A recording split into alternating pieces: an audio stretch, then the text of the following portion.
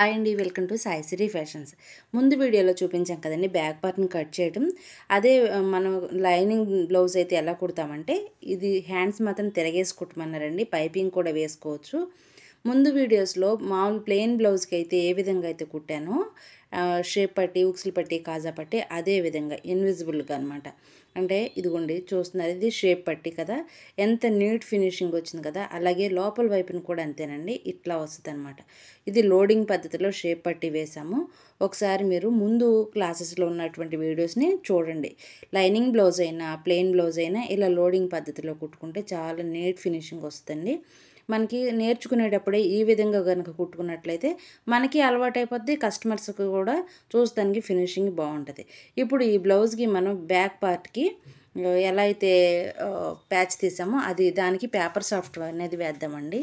కొత్త వాళ్ళకి అసలు బాగా యూజ్ అయ్యే విధంగా, అంటే మనం షేప్ పట్టి తీసుకునేటప్పుడు ఎలాంటి ఎలాంటి జాగ్రత్తలు తీసుకున్నాము, అలాగే ఇట్లా వేరు వేరు షేప్ వచ్చినప్పుడు, అంటే బ్యాక్ నెక్లు షేపులు మార్చినప్పుడు మామూలుగానే కుట్టేయొచ్చా అని అనుకుంటారండి. మామూలుగా కుడితే మనం ఇచ్చినటువంటి కట్ వర్క్ కానీ లేదంటే ఎలాంటి షేప్ అనేది ఇచ్చినా కూడా అది హైలైట్ అవ్వదు.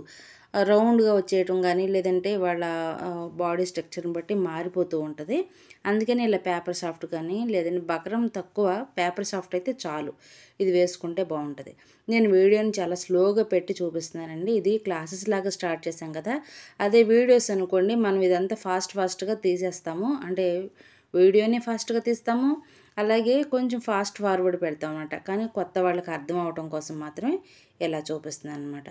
మనం ఇట్లా షేప్ అనేది తీసుకున్నాం కదా, అదే క్లాత్ని మాత్రం ఇలా డబుల్ ఫోల్డింగ్లోనే ఉంచేసేసి లైనింగ్ క్లాత్ని ఏ విధంగా అయితే మనం షేప్ తీసామో అలా బేస్ ముక్కతోటి గీసేసుకుంటే సేమ్గా వచ్చేస్తుందండి. లేదంటే అసలు బేస్ ముక్కతో పని ఏమీ లేకోకుండా కూడా మనం బ్లౌజ్ని కట్ చేయక ముందు ఇలా పేపర్ సాఫ్ట్ మీద మాత్రమే డ్రా చేసుకొని కూడా కుట్టుకోవచ్చు.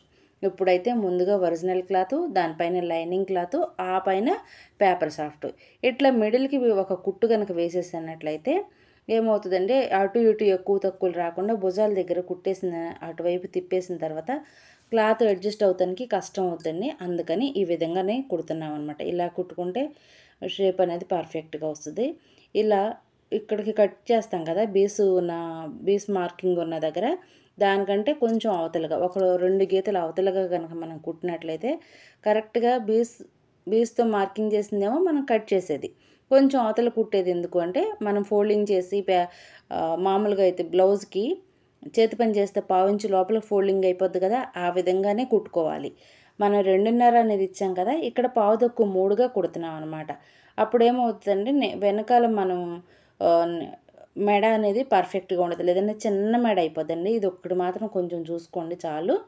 కొత్త వాళ్ళ కోసం నేను స్లోగా పెట్టి ఈ వీడియోని షూట్ చేస్తున్నానండి.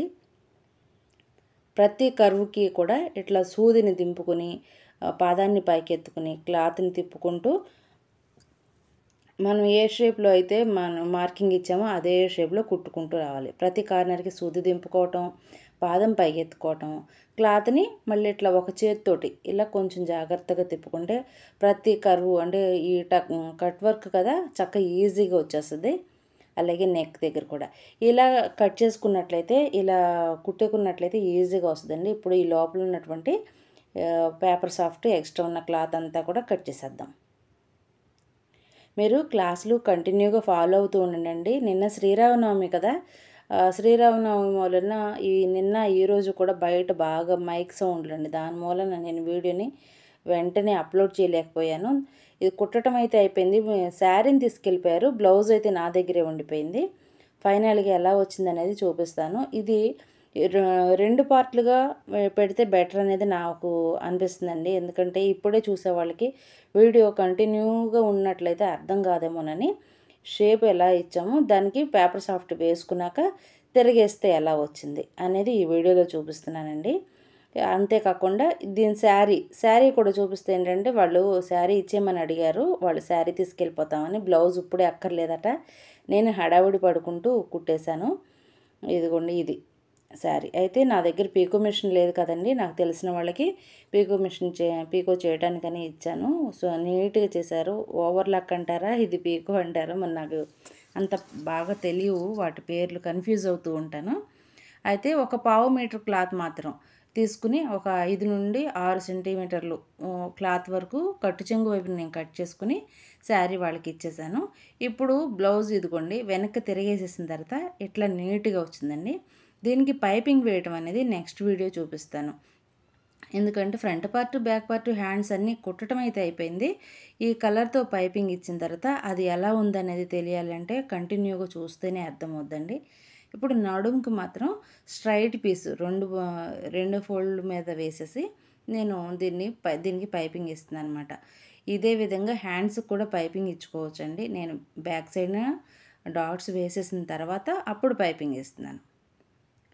ఇదిగోండి రిమైనింగ్ క్లాత్ని ఇలా తీసేసుకొని కొంచెం ఖర్చు మనకి థ్రెడ్ ఎంతైతే వెడల్పు ఉంటుందో అంతవరకే క్లాత్ ఉంచుకోవాలి. కొంచెం ఎక్కువ ఉన్నా పర్లేదు కానీ తక్కువ కాకుండా చూసుకోవాలి. ఎందుకంటే మళ్ళీ మనం అటువైపుకి ఫోల్డ్ చేసినప్పుడు ఏమవుతుందంటే పిగిలి వచ్చేయకోకుండా ఉండాలన్నమాట. ఈ వీడియోలో పైపింగ్ చేయటం అనేది చూపిస్తున్నానండి. మీకు అర్థమవటం కోసమే నేను మరొక వీడియోకి కంటిన్యూషన్ వీడియో పెట్టాల్సి వస్తుంది. దీని తర్వాత వీడియో దాన్ని అప్లోడ్ చేస్తాను. ఇంతవరకు అయితే మీకు అర్థమైంది అని అనుకుంటున్నాను. మనం first front part, back part చూపించాము. అలాగే ఈ బ్యాక్ పార్ట్కి మనం ఇచ్చినటువంటి షేపు బక్రం పేపర్ సాఫ్ట్ వేస్తే దాన్ని ఎలా తిప్పుకోవాలి అనేది చూపించానండి. ఇదిగోండి ఇప్పుడు మాత్రం పైపింగ్ అనమాట. నడుముకి పైపింగ్ వేస్తే నీట్గా ఉంటుంది. వీళ్ళు హ్యాండ్స్కి అట్లా ఏమీ వద్దన్నారండి, కానీ బ్లౌజ్కి మాత్రం హ్యాండ్స్కి అయితే వేయలేదు. పైపింగ్కి క్లాత్ వరకు ఉంచుకొని దీనికి నడుముకి మాత్రం ఇలా పైపింగ్ ఇచ్చానమాట. ఇది 12వ నెంబరు థ్రెడ్ పైప్ అండి. ఈజీగా వస్తుంది. నార్మల్ మిషన్కైనా, నార్మల్ పాదానికైనా, పాదం కూడా ఏమీ మార్చుకోనక్కర్లేదు. కుట్టేటప్పుడు మనం లూజ్ అనేది పైపింగ్ సైడ్ కానీ ఇటు బ్లౌజ్ సైడ్ కానీ రానివ్వకోకుండా మనం ఇట్లా థ్రెడ్ పైపింగ్ థ్రెడ్ పెడుతున్నాం కదా, ఆ థ్రెడ్కి మనం మెయిన్ ఫ్యాబ్రిక్కి మెయిన్ బ్లౌజ్కి మధ్యలో కుట్టుపడేలాగా ఉంటే ఫినిషింగ్ అనేది నీట్గా వస్తుందండి. ఇదిగోండి ఇట్లా. ఇప్పుడు వెనక్కి తిప్పేసుకుని అనుగుడు కుట్టులాగా వేసేసుకుందాం. ఎక్స్ట్రా క్లాత్ కానీ ఏమైనా ఉంటే ఇట్లా కట్ చేసుకుంటే సరిపోద్ది. ముందు కట్ చేసాం కదా, కొంచెం ఉంది ఒక గీత అంతా. అదేమవుద్దంటే పోగులు కుట్టిన తర్వాత పైకి వచ్చేస్తాయి, అందుకనే తీసేస్తున్నాను. ఇప్పుడు స్ట్రైట్గా ఒక కుట్టు వేసేస్తే సరిపోతుందండి. బ్యాక్ పార్ట్ చూస్తున్నారు కదా, ఇది లైనింగ్ వైపు అయినా కూడా ఎంత నీట్గా ఉంది. ఇట్లా వీడియోలో చూపించిన విధంగా మీరు కనుక కట్ చేసి కుట్టినట్లయితే ఫినిషింగ్ అనేది నీట్గా వస్తుందండి. ఇదిగోండి పైపింగ్ ఇది. ఈ వీడియోలో మీరు ఏం నేర్చుకున్నారనేది ఒక కామెంట్ అయితే చేయండి. నెక్స్ట్ వీడియో అప్లోడ్ చేస్తాను ఇప్పుడే.